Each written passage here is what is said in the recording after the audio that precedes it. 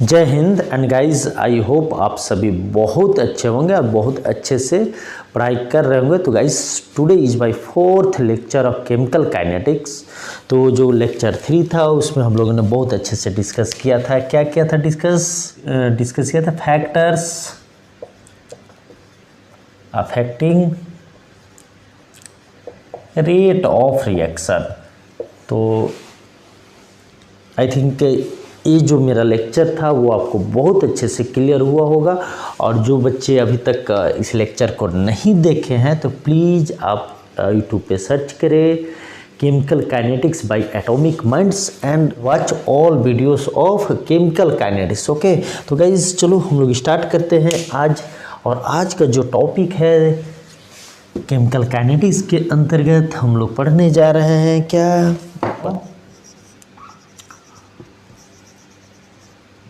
और rate equation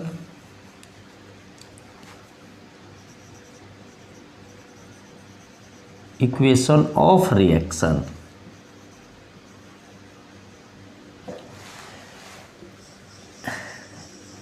clear है? अब थोड़ा हम लोग इसको समझते हैं। हम लोगों ने प्रीवियस लेक्चर में क्या देखा था? हम लोगों ने देखा था कि factors affecting rate of reaction. Clear है? तो जो रेट लॉ है गाइस, वो स्पेसिफिकली एक फैक्टर जो कि कॉन्सेंट्रेशन है उस पे इसका डिपेंडेंसी को दिखाता है कि अगर रेट ऑफ रिएक्शन चेंज हो रहा है तो ये कैसे कॉन्सेंट्रेशन पे डिपेंड है, जिसको हम लोग किसके थ्रू समझते हैं? हम लोग समझते हैं रेट लॉ के थ्रू। क्लियर है? तो हम लोग वन बाय वन देखेंगे। क्लियर है ना? Dependence of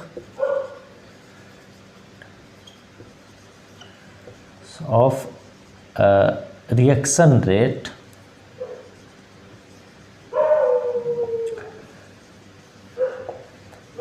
on concentration. ये हम लोगों ने प्रीवियस क्लास में देखा था कि किस तरह से जो फैक्टर्स है, कॉन्सेंट्रेशन एक फैक्टर है जो रेट ऑफ रिएक्शन को अफेक्ट करता है। क्लियर है? अब इसके अंतर्गत हम लोग थोड़ा हिस्ट्री में जाएंगे। हिस्ट्री में कब जाएंगे गाइज? हिस्ट्री में हम जाएंगे लगभग 1864 की, जो एक हमारे सी गुलबर्ग एंड पी वाजी साहब थे, जिन्होंने फर्स्ट टाइम ये हमें बताने का कोशिश किया कि भाई जो रेट ऑफ रिएक्शन है वो कॉन्सेंट्रेशन ऑफ रिएक्टेंट पे कैसे डिपेंड करता है। अब ध्यान से सुनिए, जो रेट ऑफ रिएक्शन है वो कॉन्सेंट्रेशन ऑफ रिएक्टेंट्स पे कैसे डिपेंड करता है। फिर यहाँ पे आप कंफ्यूज मत होना, क्योंकि जब हम रेट ऑफ रिएक्शन लिखते हैं तो वहाँ पे हम किसी के रिस्पेक्ट में भी लिख सकते हैं, either it will be reactant और प्रोडक्ट। बट यहाँ पे जो था, जो गुलबर्ग साहब और जो वाजी साहब थे, उन्होंने बताया कि जो भाई रेट ऑफ जो रिएक्शन है वो किस पे डिपेंड करता है? वो डिपेंड करता है कॉन्सेंट्रेशन ऑफ रिएक्टेंट पे। और उसको लेकर उन्होंने एक अपना हाइपोथेसिस दिया, एक अपना उन्होंने एक थ्योरी दिया। क्लियर है? जिसे हम जानते हैं आज के डेट में किससे? Law of mass action. Clear है? तो इसमें उन्होंने क्या बोला कि भाई फॉर एग्जांपल अगर यहाँ पे मैं एक इक्वेशन देता हूँ a plus b and here is the c। Clear है? तो रेट ऑफ, पहले हम लोग आज लिखते थे क्या? रेट ऑफ रिएक्शन, उसको हम लोगों ने शॉर्ट क्या किया था? आर ओ आर पढ़ना स्टार्ट किया था। देन अब जो हम लोग, क्योंकि अब हम लोग कहाँ पे जा रहे हैं? थ्योरेटिकल पार्ट से हटकर न्यूमेरिकल पार्ट में जा रहे हैं, तो वहाँ पे हम इसको रिप्रेजेंट करते हैं किससे? स्मॉल आर से। That is also a rate of reaction. तो जो लॉ ऑफ मास एक्शन है उसमें इन्होंने बोला जो आर है मीन्स रेट ऑफ रिएक्शन होगा, वो क्या होगा? वो एट एनी इंस्टेंट मतलब at any time, directly proportional किसका होगा, directly proportional to the product of active masses of reactants with active masses term of each reactant to the power equal to stoichiometric coefficient of balance equation और balanced chemical equation. तो उन्होंने यहाँ पे एक concept दिया, उन्होंने तो बोला कि भाई अगर ये इक्वेशन है तो जो आर होगा गाइस वो क्या होगा, R will be directly proportional to concentration of reactant. तो रिएक्टेंट कितने हैं, रिएक्टेंट 1 एंड रिएक्टेंट 2। तो यहाँ पे हो गया A and B will be directly proportional to products of the active masses of reactant at any instant if temperature is constant, if temperature is constant। Clear है। तो उन्होंने ये दिया विथ जो ईच रिएक्टेंट है उसका जो एक्टिव मास है उसका एक्सपोनेंशियल जो उसका पावर क्या होगा, जो यहाँ पे स्टोइचियोमेट्रिक कोफिशिएंट है। तो ये इन्होंने बोल दिया कि भाई अगर इस तरह का होगा तो रेट इक्वेशन को हम ऐसे रिप्रेजेंट करते हैं। क्लियर है। तो that is also a rate equation expression. Clear है। वर्क साहब और पी वाजी साहब ने जो बोला गाइस, उन्होंने एक छोटी सी गलती कर दी। वो गलती क्या कर दी, उन्होंने यहाँ पे जो स्टोइचियोमेट्रिक कोफिशिएंट था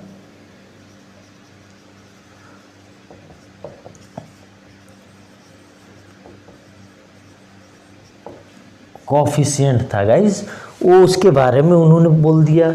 अब जो बट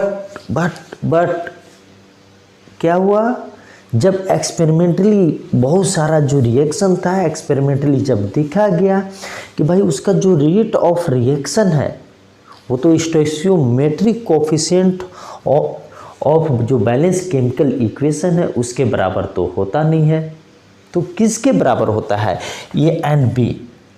क्लियर है। तो बोला गया कि भाई कुछ भी हो सकता है, बट एक कोई ज़रूरी नहीं कि वो जो यहाँ पे जो एक्सपोनेंशियल जो फैक्टर है वो ए एंड बी, एक कोई ज़रूरी नहीं हो सकता है कि कभी किसी पर्टिकुलर या कभी किसी स्पेसिफिक रिएक्शन में जो ये पावर होगा एक्स ए एंड बी हो सकता है कि वो coefficient of A stoichiometric coefficient of A and stoichiometric coefficient of B हो सकता है, but not always true. Clear है। तो जैसे मैं एक आपको एग्जांपल देता हूँ, देखो N2O5 यहाँ पे गैस। क्लियर है। अब यहाँ पे होगा NO2 + O2। क्लियर है। अब इसको आप बैलेंस करो, यहाँ पे N2, यहाँ पे कितना है N2 है, यहाँ पे कितना है N है। तो यहाँ पे अगर मैं इसे 2 से कर दूँ तो कितना हो गया गाइस, यहाँ पे N4 हो गया, तो यहाँ पे 4 हो गया। क्लियर है। अब आप इसको बैलेंस करो, यहाँ पे 8 और 10। क्लियर है। तो एज पर लॉ ऑफ मास एक्शन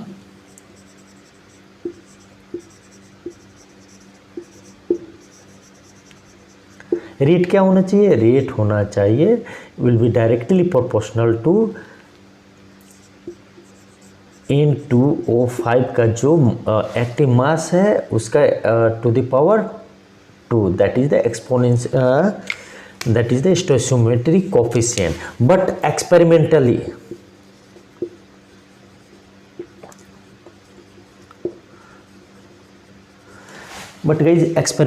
ये देखा गया कि भाई रेट ऑफ जो रिएक्शन है for this particular chemical reaction का वो किस पे डिपेंड करता है, वो डिपेंड करता है N2O5 पे। बस यहाँ पे 1 है, तो बस यहीं पे जो हमारे जो साइंटिस्ट लोग थे उन्होंने, उनका जो माइंड था वो चेंज हो गया। तो बोला कि भाई इस तरह का तो कन्फ्यूजन रहेगा, तो फिर हम कैसे प्रूव करें, या फिर जो रेट लॉ जो हम पढ़ने जा रहे हैं या जो एक्सप्रेशन है रेट ऑफ रिएक्शन का, हम उसको कैसे एक्सप्रेस करें। तो उसका बोला गया एक ही बात कि भाई अगर सच बोलूं तो आप इसे डायरेक्टली फाइंड नहीं कर सकते। तो कैसे फाइंड कर सकते हैं? तो आप इसका वन एंड ओनली वन एक ही सॉल्यूशन है कि आप इसे एक्सपेरिमेंटली फाइंड कर सकते हो। क्लियर है? जो आज भी वैलिड है।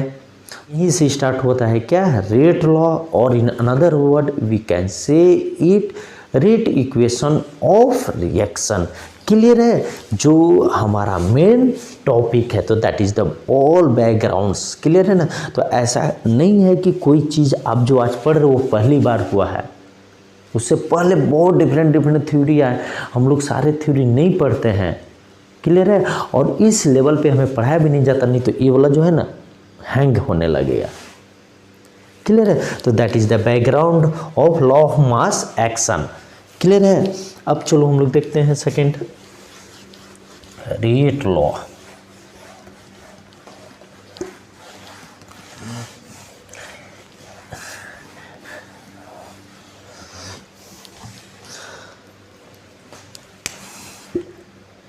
रेट लॉ, और हम क्या बोल सकते हैं, चाहे पैसे लिख लो, और rate equation of reaction, both are same, so don't be confuse with the words. Okay, so इसे अभी रेट लॉ और रेट इक्वेशन क्या है? ये जो रेट लॉ है ये डिराइव किया गया किसके बेसिस पे? एक ही इसका तरीका है, one and only one experiment.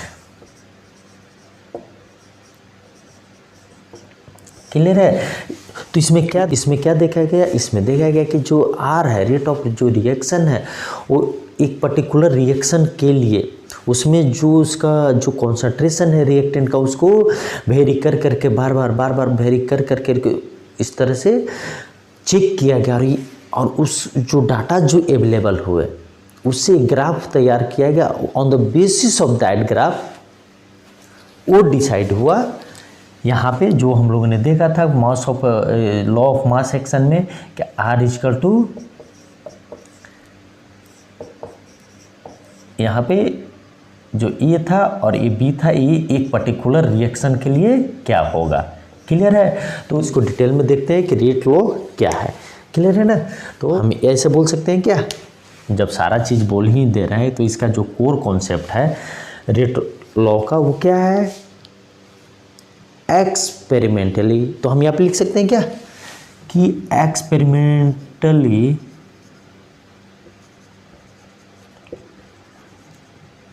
deduced relationship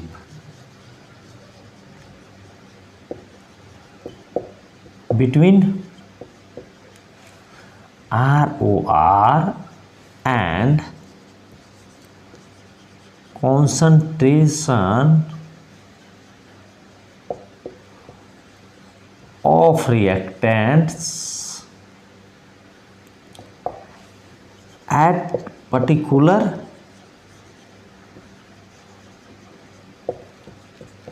temperature or constant temperature, we can say it constant temperature। Clear है? तो मतलब रेट लॉ क्या बताता है और रेट लॉ है क्या? रेट लॉ एक रिलेशन एस्टेब्लिश करता है जो कि एक्सपेरिमेंटली डिड्यूस्ड हुआ है किसके बीच में? रेट ऑफ रिएक्शन एंड जो कॉन्सेंट्रेशन ऑफ रिएक्टेंट है उसके बीच में। और यहाँ पे एक और चीज़ इंपॉर्टेंट है, क्या है? एट कांस्टेंट टेम्परेचर या एट पर्टिकुलर टेम्परेचर। क्लियर है? क्योंकि टेम्परेचर का भी बहुत ज़्यादा इफेक्ट पड़ता है किस पे गाइस? रेट ऑफ रिएक्शन पे। आगे देखेंगे। क्लियर है ना? जब हम लोग क्या पढ़ेंगे? अर्हेनियस इक्वेशन पढ़ेंगे। क्लियर है? तो that is called rate of reaction. Clear है? तो प्लीज़ आप इसे नोट डाउन कर लें कि what is the rate law और what is the rate equation of reaction. Clear है? हम लोग देखेंगे वन बाय वन। क्लियर है? तो चलो अब हम लोग देखते हैं कि जो रेट लॉ था, रेट लॉ तो हम लोग समझ जाए कि भाई रेट लॉ क्या है, रेट लॉ क्या है, रेट लॉ क्या है। कुछ नहीं है भाई, ये एक रिलेशन है जो on the basis of what, on the basis of experimentally जो फाइंडिंग्स है एक पर्टिकुलर रिएक्शन के लिए, तो उस पर्टिकुलर रिएक्शन के लिए ही ये बताया गया है कि भाई यहाँ पे जो रेट ऑफ रिएक्शन है तो ये जो उसमें जो रिएक्टेंट है उस पर कैसे ये डिपेंड करेगा। क्लियर है? तो इसके अंतर्गत ये बताया गया है कि भाई एक फॉर एग्जांपल ये एक टाइप का रिएक्शन है 2A + BAC। तो हम यहाँ पे लॉ ऑफ मास एक्शन के बातें नहीं करेंगे। हम यहाँ पे क्या करेंगे, हम यहाँ पे इसको एक्सपेरिमेंटली करके देखा गया। तो क्या देखा गया कि जो रेट था वो फॉर एग्जांपल यहाँ पे देखा गया कि जो ROR है, क्लियर है, यहाँ पे 4 टाइम्स हो गया। कब? जैसे ही जो A का जो कॉन्सेंट्रेशन ऑफ A था उसे क्या किया गया, उसे किया गया डबल। क्लियर है? इट मीन्स जो R है वो किस पे डिपेंड कर रहा है, अगर ये डबल हो रहा है तो रेट ऑफ रिएक्शन कितना टाइम्स बढ़ रहा है गाइज, 4 टाइम्स। इट मीन्स जो रेट ऑफ जो रिएक्शन है वो किस पे डिपेंड कर रहा है, जो कॉन्सेंट्रेशन है उसका स्क्वायर पे डिपेंड कर रहा है। क्लियर है? फिर देखा गया सेकेंड में, और यहाँ पे किसे कांस्टेंट रखा है, B को कांस्टेंट रखा गया। क्लियर है? क्योंकि भाई हमें एक रिएक्टेंट का ऑब्जर्वेशन करना है तो हमें दूसरे को तो कांस्टेंट रखना होगा। उसी प्रकार जब सेकेंड में देखा गया कि भाई यहाँ पे अगर मैं A को कांस्टेंट रखूँ और B को मैं डबल करता हूँ तो यहाँ पे रेट ऑफ रिएक्शन क्या हुआ, यहाँ पे ये रेट ऑफ रिएक्शन डबल हुआ 2 टाइम्स। इट मीन्स क्या हुआ कि जो रेट ऑफ रिएक्शन है गाइज वो किसका प्रोपोर्शनल है, B का प्रोपोर्शनल है। स्क्वायर ये सब नहीं है। तो ये दोनों को मिलाकर जैसे equation 2 and here is the equation 1। तो इस तरह से जो रेट लॉ है वो इस तरह से एक्सप्रेस किया जाता है रेट ऑफ रिएक्शन का। तो इस तरह से एक्सप्रेस किया जाता है रेट ऑफ रिएक्शन को। तो यहाँ पे क्या हुआ गाइज, यहाँ पे R is directly proportional to A square and here is the B। तो इस तरह से पता किया गया, हो सकता है कि भाई ये उसी से मैच कर रहा हो सकता है यहाँ पे 2 है, यहाँ पे 1 था। तो अगर आप इसे देखोगे कि लॉ ऑफ मास एक्शन से तो सिमिलर है, बट ये जो कॉन्सेप्ट है अब ऑब्सोलेट हो चुका है, क्योंकि ये कभी भी स्टोइचियोमेट्रिक कोएफिशिएंट नहीं हो सकता। क्योंकि ये जो रेट लॉ है वो किस बेसिस पे रिलेशन को इस्टेब्लिश करता है, on the basis of what, on the basis of experimental observation. जो एक्सपेरिमेंटली पाया गया उसी के बेसिस पे डिफरेंट एक पर्टिकुलर रिएक्शन के लिए डिफरेंट रिएक्शन किए गए bye variation of concentration of reactant and ये पाया गया। क्लियर है? तो ये था वही कॉन्सेप्ट। क्लियर है ना? अब यहाँ पे देखो, तो चलो अब ये टाइप दूसरा में हम लोग देख लेते हैं। तो बहुत इजी वे में समझ में आएगा कि भाई ये लॉ ऑफ मास एक्शन उससे कैसे डिफरेंट है। क्लियर है? जैसे यहाँ पे 3A + 2B is giving P। तो अकॉर्डिंग टू रेट क्या होना चाहिए, law of mass action RA will be 3 and B 2। Clear है? बट ये देखा गया एक्सपेरिमेंटली कि जब ROR है या जो R है, यहाँ पे देखो जो R है वो 4 टाइम्स होता है। कब? जब B कांस्टेंट है एंड जब A को डबल किया जाता है 2 टाइम्स। तो it means R is directly proportional to concentration of A का होल स्क्वायर। और उसी प्रकार जब B 2 टाइम्स होता है, कब? जब A कांस्टेंट है और B को हम लोग कितना इंक्रीज करते हैं, 2 टाइम्स। तो यहाँ पे देखा गया R is directly proportional to B। It means कि डायरेक्टली प्रोपोर्शनल है, कोई स्क्वायर नहीं है। क्लियर है ना। तो फिर यहाँ से जो निकल कर आया, क्या आया एक्सपेरिमेंटली ये आया कि R is directly proportional to A square and here is the B। तो अब यहाँ पे देखो एज पर लॉ ऑफ मास एक्शन क्या होना चाहिए, ये होना चाहिए, बट एक्चुअली जो एक्सपेरिमेंटली जो प्रिवेल कर रहा है वो क्या आ रहा है, ये आ रहा है। तो इसीलिए ये जो कॉन्सेप्ट था वो गलत हो गया। क्लियर है ना, लॉ ऑफ मास एक्शन का। तो जब हम कभी भी रेट लॉ लिखते हैं तो हमें जो ऑब्जर्वेशन है वो क्या क्या हो सकता है, थोड़ा सा हम लोग पढ़ लेते हैं ऑब्जर्वेशन के बारे में कि भाई, या जो कंक्लूजन है हम क्या देख लेते हैं ताकि हमारा कॉन्सेप्ट और क्लियर हो। क्लियर है। तो जो हम लोग जैसे R अगर हम लोग इस तरह से लिखते हैं B, क्लियर है। यहाँ पे मैं लिख देता हूँ X एंड यहाँ पे लिख देता हूँ Y। अभी हम लोग 1 बाय 1 डिस्कस करेंगे। मैं यहाँ पे नहीं बताऊँगा कि अगर मैं इसको R इक्वल टू लिखूँ तो इसे हम क्या लिख सकते हैं। इसे जैसे R इक्वल टू हम इसे कॉन्स्टेंट है तो यहाँ पे क्या हो जाएगा, कॉन्स्टेंट हो जाएगा जिसे हम क्या बोलते हैं रेट कॉन्स्टेंट, एंड यहाँ पे ए लाइक दैट। क्लियर है। हम लोग इस सब के बारे में बहुत डिटेल में चर्चाएँ करेंगे। ठीक है ना। तो ये दोनों सेम है। और के को हम लोग क्या बोलते हैं स्पेसिफिक रिएक्शन रेट और या रेट कांस्टेंट, जो हम लोग बाद में डिटेल में बहुत अच्छे से डिटेल में करते हैं। इसका खुद का एक अपना इंपॉर्टेंस है। क्लियर है। तो इससे हम लोग क्या क्या ऑब्जर्व कर सकते हैं कि जो x एंड y है इट डजंट मीन्स कि ये स्टोइचियोमेट्रिक कोफिशिएंट होगा ही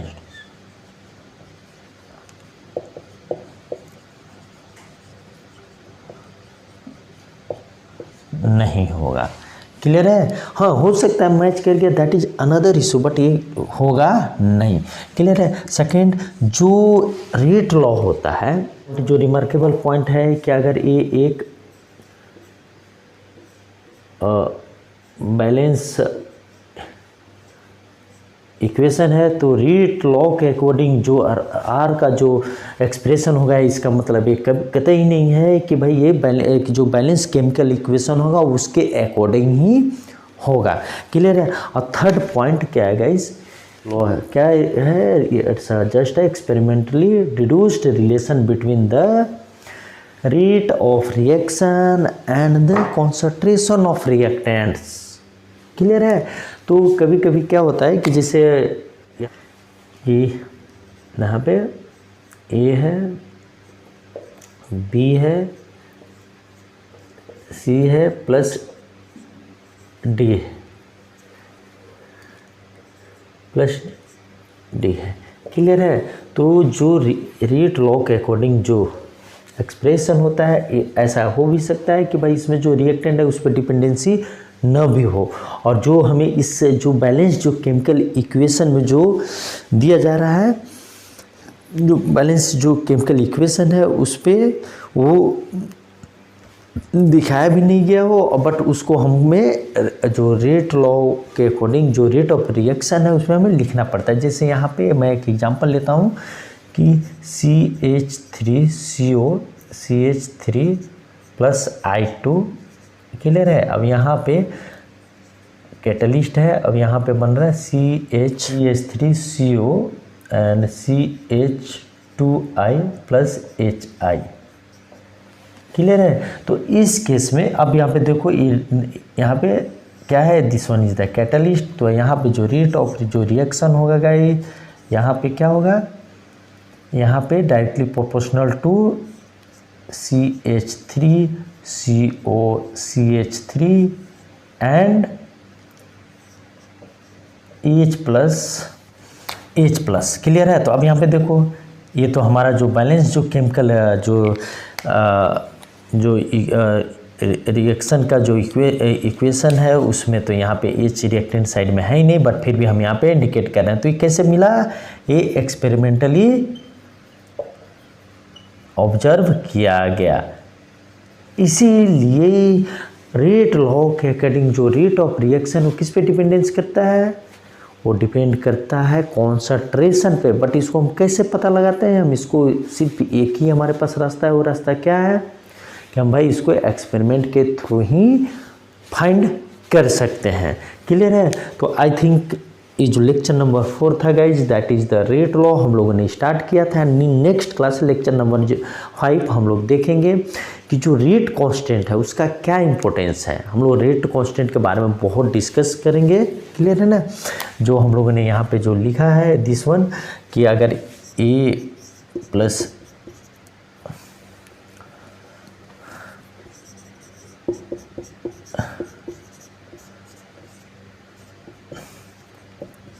तो अगर हम यहाँ पे लिखते हैं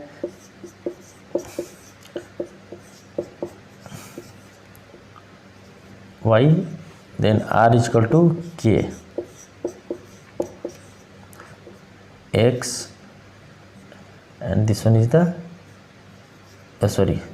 here will be b y।